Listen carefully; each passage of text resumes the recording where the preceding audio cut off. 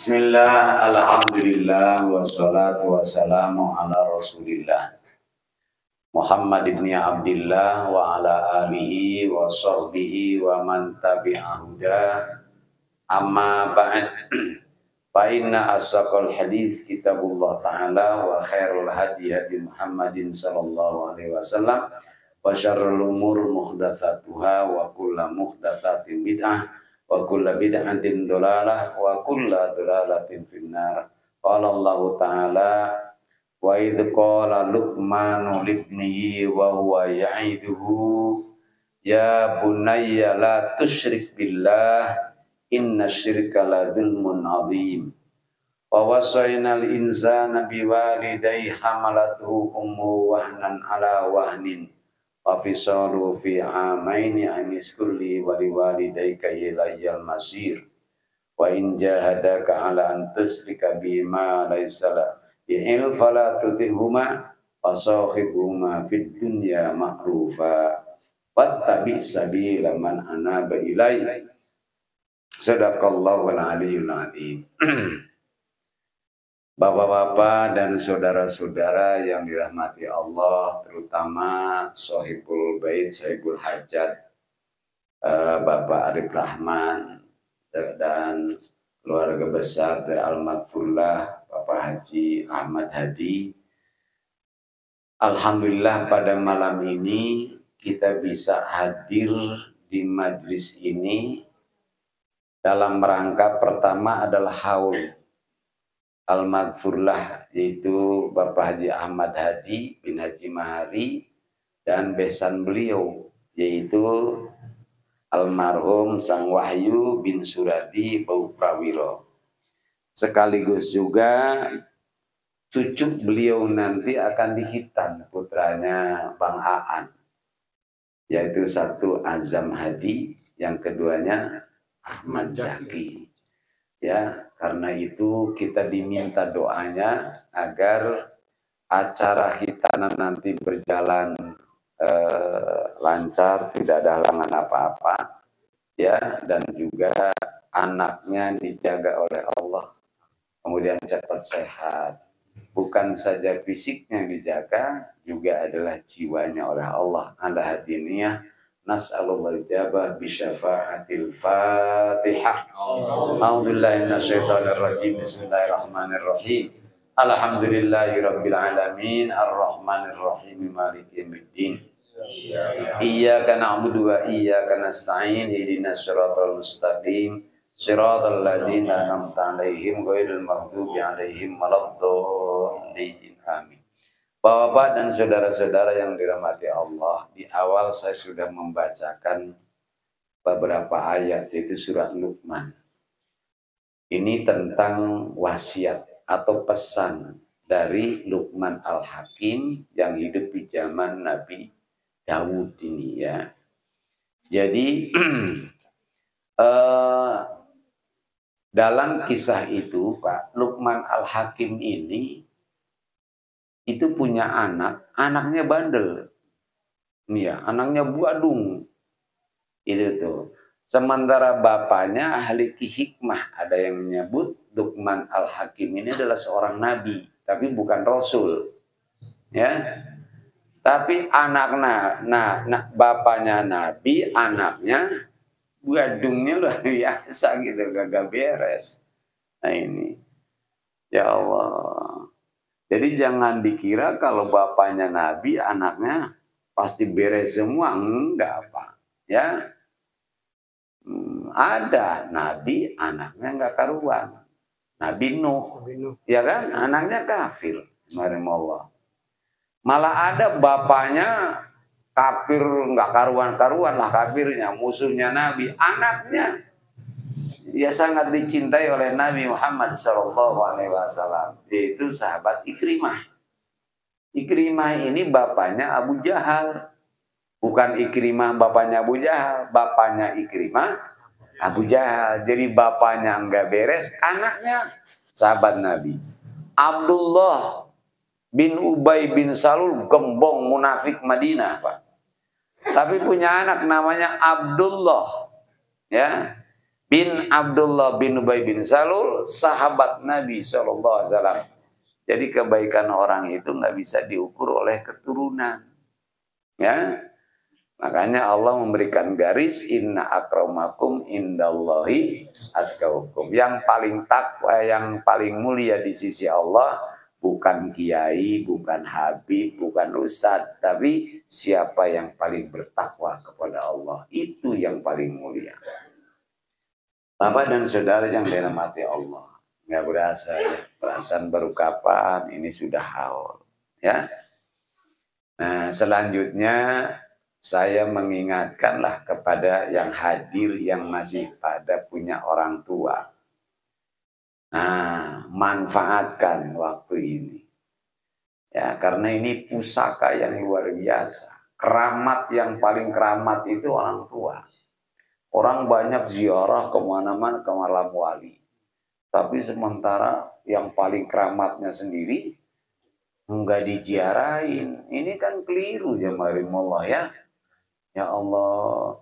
Seorang ulama besar kalangan tabi'in, Pak. Itu doanya tembus ke aras. Sampai Rasulullah pesan kepada sahabat Umar, kepada Ali, nanti kalau ketemu dengan anak muda bernama Uwais Al-Qarni, mintalah kamu doa kepadanya, karena doanya dia tidak ditolak.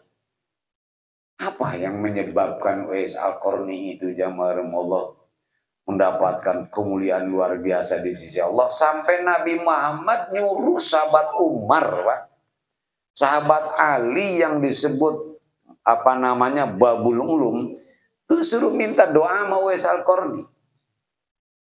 Ini karena kebaktiannya kepada ibunya. Cuma karena banyak orang cerita itu adalah ibu, anak banyak yang menghormatinya ibunya aja, sama bapaknya kurang. Ya, ya wala. Apalagi dalam hadis ibu baru apa? Jadi satu barang tiga. Padahal jamaah Allah, coba perhatikan oleh kita. Ibu itu kalau gendong anak di depan, ya. Jadi kebaikan ibu itu terlihat, terasa sekali oleh anak-anaknya. Dan orang merasa sebuah jasa ketika dirasakan, ketika dilihat. Dan kalau memang itu tidak terlihat, itu enggak dianggap sebagai kebaikan, ya, sehingga ya dianggap enggak ada jasa. Ibu itu kalau gendong di depan, jadi kelihatan. Kalau bapak gendong anaknya di mana? Di belakang, makanya enggak kelihatan oleh anak. Nah, sekarang Allah, taruhlah orang ngojek, misalnya ya, kemudian kempes di tengah jalan, ya Allah, dorong-dorong nyari apa, bengkel, umpamanya gitu. Kayak apa itu, lelahnya, capeknya. Lalu begitu pulang, cerita nggak dia kepada anaknya gitu, Pak? Nggak akan cerita jamaah Allah. Kenapa? Biarkan aku saja merasakan. Anak-anakku tidak perlu tahu. Begitulah yang namanya bapak, gendongnya di belakang. Sehingga anak nggak melihat, nggak merasakan kayak apa perjuangannya. Nah, ini biar nanti anak-anak juga tahu kayak apa bapak itu, gitu kan. Baik, Bapak dan Ibu serta saudara yang dirahmati Allah, kembali kepada Uwais. Ya, Uwais ini kerjaannya tiap hari Pak ngumpulin korma. Korma jatuhan gitu tuh. Nanti kemudian dikumpulan, dibersihkan, dijual.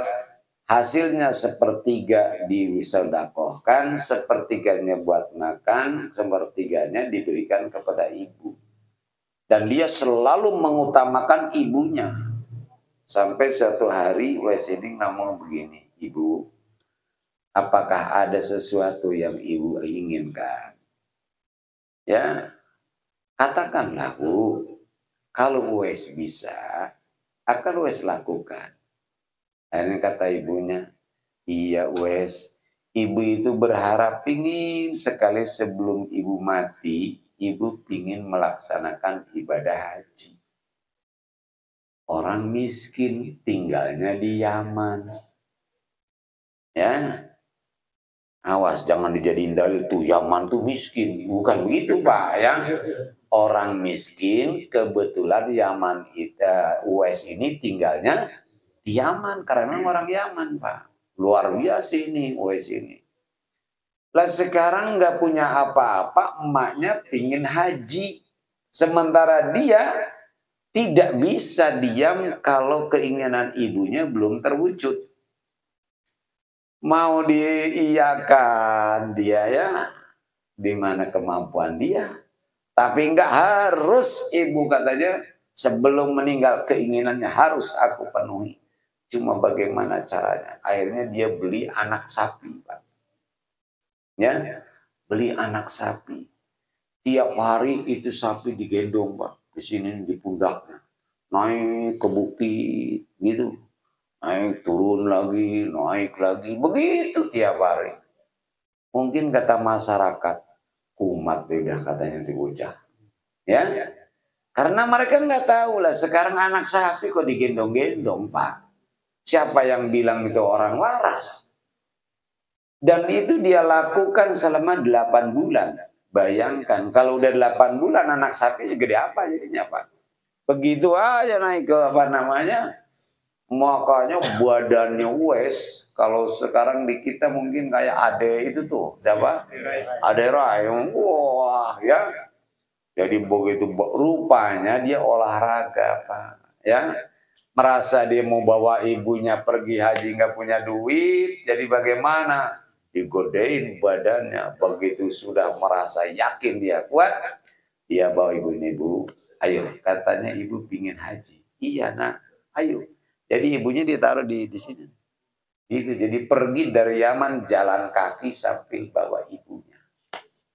Subhanallah, coba kayak begitu tuh anak Pak. Diriwayatkan ketika beliau tawaf bertemu dengan sahabat Ibnu Umar. Lalu bertanya, saya adalah Uwais Al-Qarni, saya dari Yaman. Saya bawa ibu saya, Tuhan, kau adalah sahabatnya Rasul. Ya, orang yang mulia. Perbuatan saya ini yang saya lakukan, kira-kira apakah sudah bisa menembus jasa ibu saya? Nah ini namanya anak itu beda orang tua. Orang tua nggak pernah mikirin berapa biaya yang sudah dikeluarkan untuk anak kan nggak pernah kita jumlah ya Pak ya. Oh, udah nggak teringat lah. Tapi si anak nanya nih udah impas dulu. Kata sahabat Ibnu Umar, satu hentakan napas ketika mengeluarkan anak waktu melahirkan belum cukup kau tebus dengan cara seperti itu. Karena saat itu ibu ketika mengeluarkan anaknya itu taruhannya kan nyawa, hidup atau mati. Paman ahyaha faka'annama ahyan nasa jami'a. Siapa yang menghidupkan satu jiwa seakan-akan dia sudah menghidupkan semua manusia. Tapi siapa yang membunuh satu jiwa, seolah-olah dia sudah membunuh semua manusia. Dan itu cuma ibu yang bisa begitu. Dia rela mengorbankan nyawanya asal anaknya hidup. Karena itulah dalam ilmu fikih Syekh Muhammad Syato Ad-Dimyati di dalam kitab Ihya Ulumuddinnya beliau menjelaskan di antara orang yang mati syahid adalah seorang wanita yang mati saat melahirkan. Walaupun yang dilahirkan itu bayi hasil perzinahan. Kenapa? Karena dia rela mati asal bisa menyelamatkan jiwa, satu jiwa yang luar biasa. Ini yang ada Allah. Karena itu, yuk, bagi yang masih punya orang tua, ya, manfaatkan waktu ini sebaik-baiknya untuk berbakti kepada mereka, ya, berbakti kepada orang tua. Setinggi apapun kita, jabatan kita, ilmu kita, sealim apapun, sebanyak apapun ibadah kita, kalau tidak ada ridho dari orang tua, jangan harapkan kita bisa hidup bahagia. Itulah orang tua. Banyak kita mudah-mudahan ya anak kita semua jadi anak yang soleh, solehah, dan kita juga ya oleh Allah dimasukkan lah ke dalam golongan itu. Sekarang bagaimana Pak kalau umpamanya saya ini dulu ya termasuk anak yang badung. Nah, saya jadi ingat waktu saya mau ngajar ke Jelambar Pak. Dulu naik taksi Pak sana. Nah, si supirnya itu ngomong begini, Pak Kiai, kalau ada orang yang paling durhaka sama orang tua, barangkali sayalah orangnya. Saya katanya orangnya Pak Kiai. Tapi begitu saya sudah punya istri dan punya anak, saya temuin ibu saya. Saya ciumi kakinya, saya cuci katanya kakinya, saya minum airnya. Kenapa? Ya Allah katanya. Itu kayak begitu beratnya katanya punya anak. Sementara saya badungnya luar biasa. Ya Allah. Makanya saya minta ampun dunia akhirat katanya kepada ibunya. Dia cerita begitu. Dan dulu ada Pak, di Cirebon itu ada orang namanya Marjuki. Ini maaf ya kalau ada yang di sini yang hadir namanya Marjuki, cuma kebetulan aja namanya sama. Itu anak ini dulu pernah datang ke Kiai Mahrus Ali, pengasuh pesantren Lirboyo, Kediri. Ahli hikmah, ulama besar beliau. Begitu datang ke sana, dia ngomong, Yai, saya ini udah 14 tahun katanya berkeluarga. Tapi masih ngikut mertua, malu rasanya katanya saya. Karena itu tolonglah beri saya amalan, biar Allah mudahkan katanya rezeki saya. Akhirnya Mbah Marus Ali ngasih amalan, suruh baca sholawat Pak, setiap hari 7.000. Setiap harinya baca nih katanya oleh kamu. Kalau kamu amalkan ini, ya setiap malam 7.000, 3 tahun sesudah kamu mengamalkan ini belum bisa bikin rumah, kamu datang ke sini, potong leher saya. Saya lupa Pak waktu itu leher apa kuping yang ngomongnya. Taruhlah leher aja Pak ya. Potong katanya leher saya. Diamalin, yakin namanya ulama besar yang ngasih amalan Pak. 3 tahun lewat Pak, tetap aja nggak ada perubahan. Makanya dia mikir, apa perlu saya ke Lirboyo, kita sembelih katanya Kiai Mahrus Ali ya. Makanya dia kemudian sowan ke kiai-kiai gitu, ditesan ke kiai-kiai. Siapa di Jawa itu Pak, di Pulau Jawa ini yang kiai yang nggak kenal Mbah Mahrus Ali? Semua pada kenal. Makanya mereka juga heran, kok amalan dari Kiai Mahrus bisa begini ya katanya. Akhirnya ada kiai yang ngomong, coba kamu ingat. Ini biasanya kalau model begini nih mesti ada penghalang. Penghalangnya biasanya orang tua kamu. Coba ingat-ingat oleh kamu. Kamu punya salah apa sama ibu atau bapak kamu. Wah begitu diingetin begitu, Marjuki langsung pulang Pak. Begitu pulang ya. Dia minta ridho dunia akhirat, diciumin lututnya, dia simpuh, dia sambil memeluk kaki ibunya, minta ridho dunia akhirat, maafkan segala kesalahannya. Akhirnya kata ibunya, ya sudah, ibu maafkan, ibu ridho sama kamu dunia akhirat. Begitu ibunya ngomong begitu Pak, nggak lama kemudian dibikin rumah. Coba itu, apa kesalahan si Juki ini Pak? Rupanya gudang rezekinya Juki itu sudah ada Pak, cuma digembok. Nah yang ngegembok adalah ibunya Pak yang ngegembok. Jadi Marjuki ini dulu pernah dia minta duit sama ibunya 500. Pak tahun 70-an 500.000 itu kan gede banget Pak. Ya 500 perak bukan 1.000, kagak dikasih Pak. Sama ibunya, kesel tuh Juki. Jadi genteng rumahnya dijual. Ya, bukan genteng kalau kita lebihan ya bikin rumah kan suka lebihan genteng taruh di pinggir gitu ya. Bukan itu Pak yang dijual, genteng yang nempel di rumahnya. Dijual sama Juki 500. Saya herannya lagi tuh yang belinya ya mau lagi Pak ya. Kan sama gebleknya itu yang beli sama jual Pak ya. Nah, si ibunya lagi istirahat, pas yang tiba-tiba itu ada orang datang ngambilin genteng. Bangun, kata ibunya, kenapa katanya kalian ngambilin genteng saya? Disuruh katanya, Mbok, katanya gitu. Siapa yang nyuruh? Haji Anu. Lah kenapa dia nyuruh ngambilin genteng saya? Loh kan udah dijual katanya, Mak, udah dijual. Siapa yang jual katanya? Anak masih Juki katanya udah jual 500 gitu. Wah sakit hati emaknya. Ya dibayarin lagi ya mamanya tuh 500. Sakit hati. Itulah yang menyebabkan gudangnya si Juki ini digembok karena sakit hatinya dosa mamanya. Udah numpuk Pak sebenarnya duitnya. Cuma digembok oleh perasaan luka hati si ibu kepada anak. Makanya kalau ada anak bikin luka hati emaknya, coba-coba deh. Ya, udah jangan aja deh. Harapkan ridho emak, ridho ibu, ridho bapak, ridho guru. Insya Allah hidup itu tenang. Nah jadi kembali itu Pak. Ya sih siapa namanya? Wes Al-Qarni ya Allah. Itu yang begitu katanya belum membalas apa namanya jasanya dia mau coba kan luar biasa sekali ya. Kemudian yang terakhir Rasulullah SAW bersabda iktanim khomsan qabla khomsin.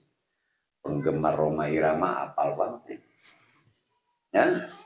Nah iya jaga 5 sebelum datangnya 5. Iya apal banget sudah. Kata Nabi begitu, hayataka qabla mautik. Pertama, jaga hidup sebelum mati. Ini mumpung, Pak. Mumpung kita masih hidup. Ya, saya ini baru nyampe tadi Pak Maghrib. Dari Pemalang, saya ngobrol gitu, ya Allah. Teman udah tinggal berapa, udah banyak yang teman dulu belajar Pak. Ya, mulai berkurang. Dan ketika pulang itu nggak bawa apa-apa. Jadi ingat dulu ceritanya Raja Iskandar Dzulkarnain. Ketika dia ini mati Pak, dia pesan kepada anaknya, nanti kalau dikafani saya, jangan dibungkus tangan saya. Ketika digotong di kurung batang, biarkan tangan saya keluar dari kurung batang. Jadi ketika digotong itu tangannya begini aja Pak, kanan kiri, gitu aja tuh. Maksudnya apa? Beliau ingin memberi nasihat kepada rakyatnya. Lihat oleh kalian, raja kalian yang kaya raya, yang gagah perkasa, yang ditakuti oleh lawan, disegani oleh kawan, ya, tak berdaya menghadapi kematian. Dan ketika mati, secuil pun hartanya nggak ada yang dibawa. Nggak tahu nanti amanah istrinya dipakai buat apa, itu yang ditinggalkan. Di satu kita ingat hayataka qabla mautik. Mumpung kita masih hidup. Kalau sudah mati cuma tinggal penyesalan. Manfaatkan waktu ini. Kemudian yang keduanya wasababaka qabla haromik. Mumpung masih muda. Masih kuat, tenaga masih gede. Ya, nanti kalau sudah tua Pak, tinggal pinginnya doang. Kemampuan sudah nggak ada. Walaupun keinginan timbul, coba kalau gua dulu lagi muda. Kata malaikat, emang kemarin kemana aja? Nih mampu. Ya. Kakeknya istri saya Pak, di depan pondok saya ini dulu ada gotnya. Loncat, nah gitu loh, loncat kejeblos ke dalam got. Kata saya, Mbak, ya mungkin apa namanya, Bapak udah tua, ya Ya Allah Ji, dulu mah segini kagak apa namanya. Ya dulu Pak, katanya dulu. Sekarang Pak udah tua. Nah, iya.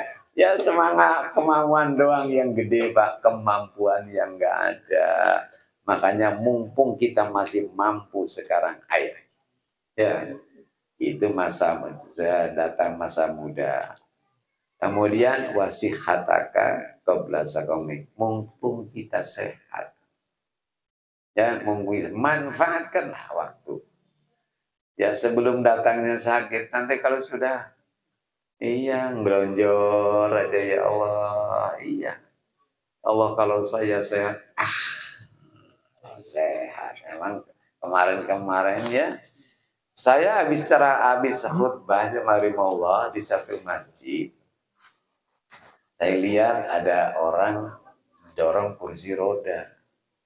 Kata saya begini, sama pengurus masjid, bilangin sama bapak itu, ya, itu nggak usah sholat Jumat, kita sholat duhur aja di rumah. Tapi saya kagum, kata orang sakit-sakit, ya, masih sholat Jumat juga, padahal banyak yang sehat nggak sholat Jumat.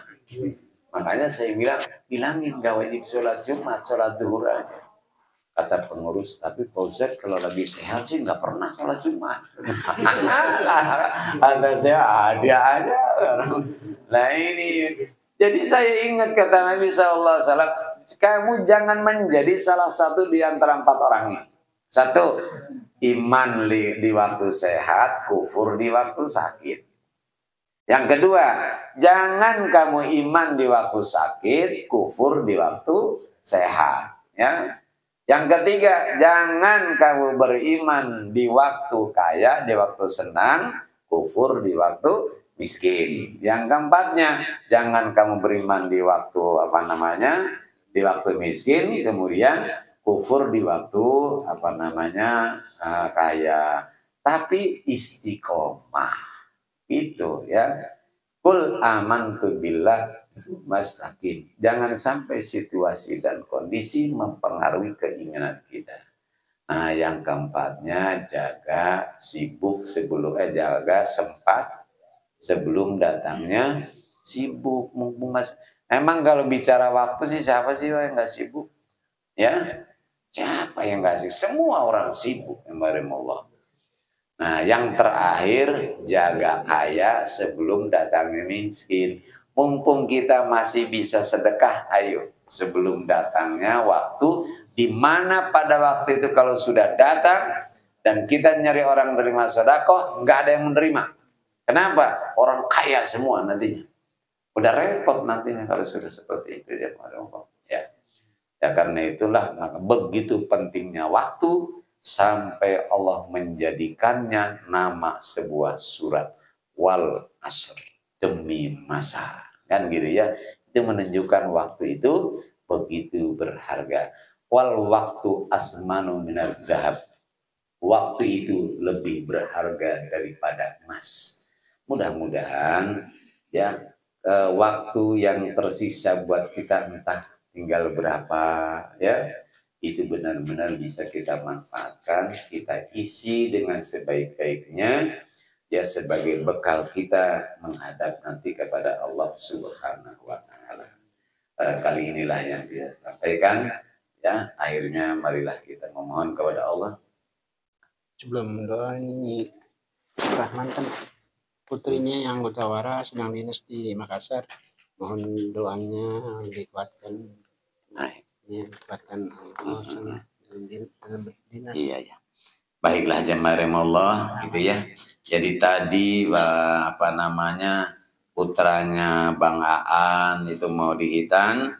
Nah, sekarang putra yang kedua kalau nggak salah ya.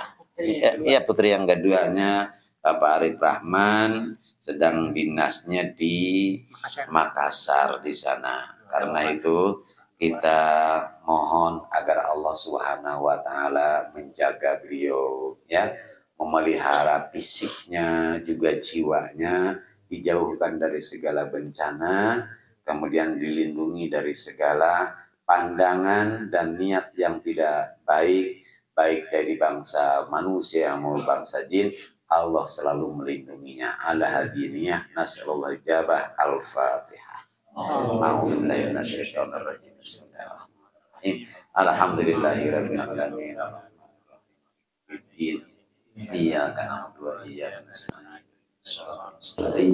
Shiratal ladzina an'amta 'alaihim ghairil maghdubi 'alaihim waladdallin. Amin. Bismillahirrahmanirrahim. Alhamdulillahirabbil alamin. Hamdan yuwafi ni'amahu wa yukafi mazidah. Ya Rabbana lakal hamdu kama yanbaghi li jalali wajhika wa 'azimi sultanik. Subhanaka la nuhsi thanan 'alaika anta kama asna nafsik. Wa lakal hamdu hatta tarda wa lakal hamdu idza radita wa lakal hamdu ba'da ridha. Allahumma shalli ala sayyidina Muhammad wa ala ali sayyidina Muhammad salatan tunjina bihan jamil ihan wal mihan wal ahwal wal afat wa tusallimu biha min jamil fitani wal asqam wal amrad wal ahad wa tudahiru nabiyya min jamil uib wa sayyiat wa taghfiruna biha min jamil dhunub wal khati'at wa taqdilana biha jami'a ma natlubu min al hajat wa tarfa'una biha indaka ala darajat wa tuballighuna biha al-surghayat min jamil khairat fil hayat wa ba'da mamat. Ya Rabbi Allah ya mujib da'awat. Allahumma ja'al wa usi wa safra taqabbal thawabal ma qara'na min al-Qur'an al-Karim wa mastaghfarna wa mahallalna wa masabbahna wa abidna wa masallayna ala nabiyyika Muhammad sallallahu alaihi wasallam hadiyatan minna wa silah wa barakatan syamilah wa sadaqatan mutaqabbalah ila hadri sayyidina wa habibina wa safina Muhammadin sallallahu alaihi wasallam wa amani wa sahbihi wa dzurriyyati wa libidi summa ila rahi abai ikhwanin al-anbiya al-mursalin wal khulafir rasyidin wa sahabati tabi'in wa immatil arba'atil mujtahidin wa qalidihim wa la awliya syada salihin wa sufiyatil muhaddiqin wal ulamil ainin wa syaikh fiddin wa ila rahi abaina wa ummahatina wa ajdadina wa jaddatina wa ikhwanina wa akhawatina wa amamina wa ammatina wa akhwalina wa khalatina wa aqribaina wa siqaina wa lamunna wa khawfan haqqun alaina tusannilan ma'rufum Haji Ahmad Hadi bin Haji Mahari